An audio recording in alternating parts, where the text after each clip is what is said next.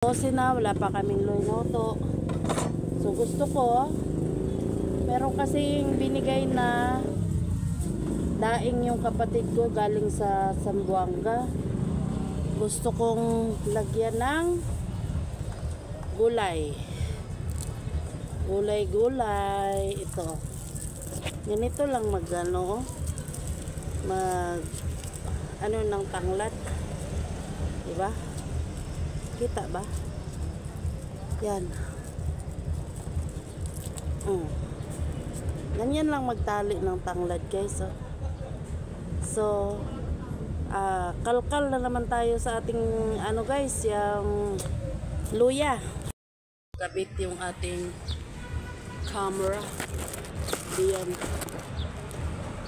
Hawak tayo ng camera ini.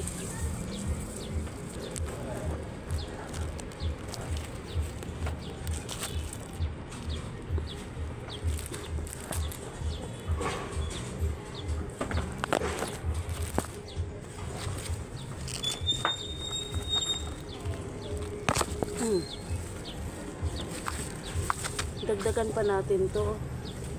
Medyo malaki na siya, pero dagdagan natin.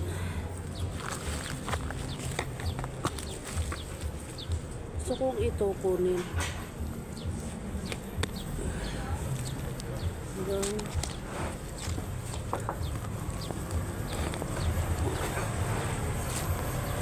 sana hindi masama yung bagong tubo dyan.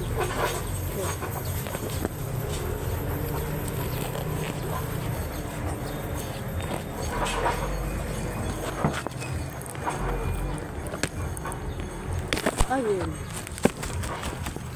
Yan. Marami tayong nakukuha.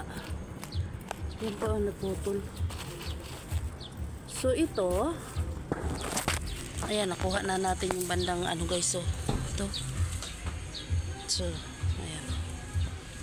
Marami. So ito, panibagong tanim na natin yan siya dyan. Hindi na natin gagalawin yan hanggang sa magdadami yan siya. Ito lang ubusin natin. May naiwan yata yan kukunin ko. Naiwan siya.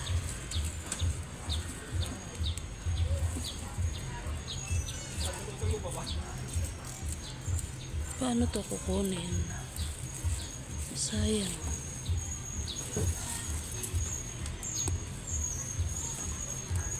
Naputol Yan, meron nga. Naputol siya.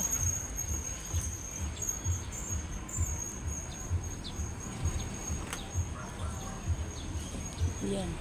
Sus, nagkapunit-punit na. Sayang.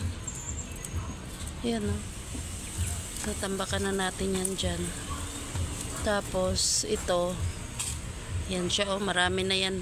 Kakalat na naman yan dito hanggang sa mapuno siya. Gusto ko sana siyang bungkalin yung lupa para lumambot.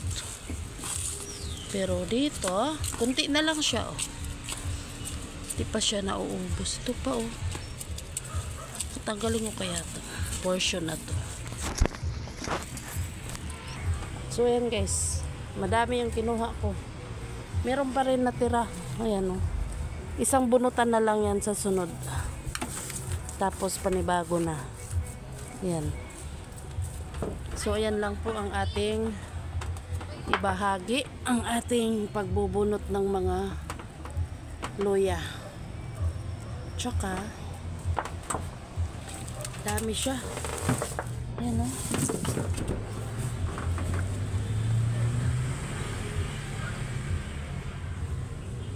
Kaya lang nagka-putol-putol. Napupunit. Yan nangasira ang iba. Yan. Pagka nagkalaman siya guys, konti na lang ugat niya. Yan wala nang ugat niya. Ito lang. Yan. So andito yung mga tangkay. Yan yung mga tangkay So nag-iisa na lang tong natitirang gulang niya. Kasi yan ay paubos na siya. Last na yang harvest na yan. Ayan. Ito, tanggalin na natin to. Ito, ang laki. So yan po, wala pa naman akong lalagyan na dala. Punpunin ko to. Ba? So matagal namin ubusin to guys, pero pag may maghanap ng luya sa tindahan at bibili, pagbintahan ko na rin. Kasi hindi naman namin nauubos to eh. At yung kapatid ko rin wala dito, laging nagbibiyahe kaya hindi ko mabibigyan. Ayan.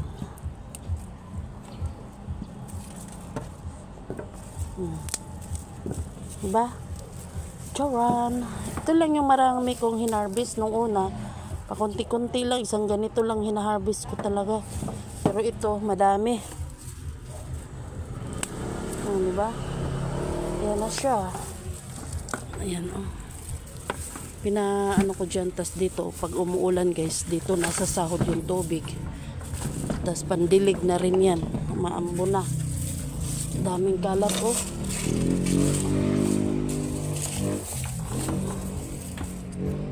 Wala pa akong time maglinis ng ano, kailangan na yan linisin oh, puro to yung dahon na. Kailangan wala talaga akong oras kasi busy sa tindahan, medyo maganda kasi ang ating binta ngayon. Kaya hindi ko pwede pagkatiwala sa mga bata. Pagtanghali lang talaga kasi yun yung pinaka-oras ko na magpahinga.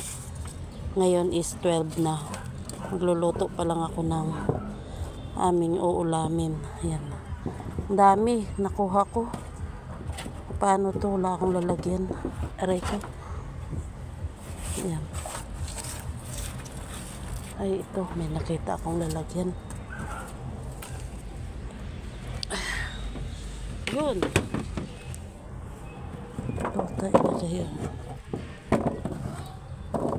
So, sa isang ano guys, sa isang pasok lang, napakarami ng ma-harvest mo.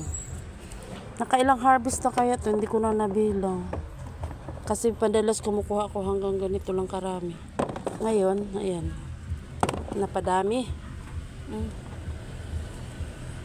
So, meron din tayong tanglad.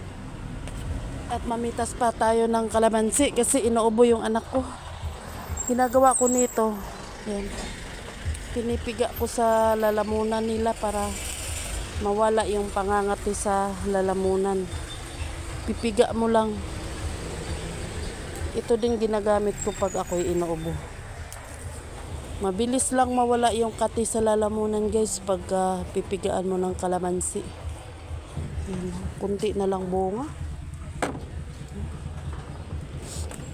Kunti na lang.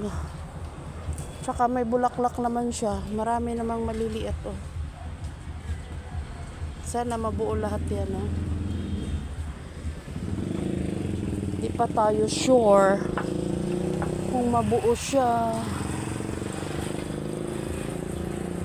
So yan.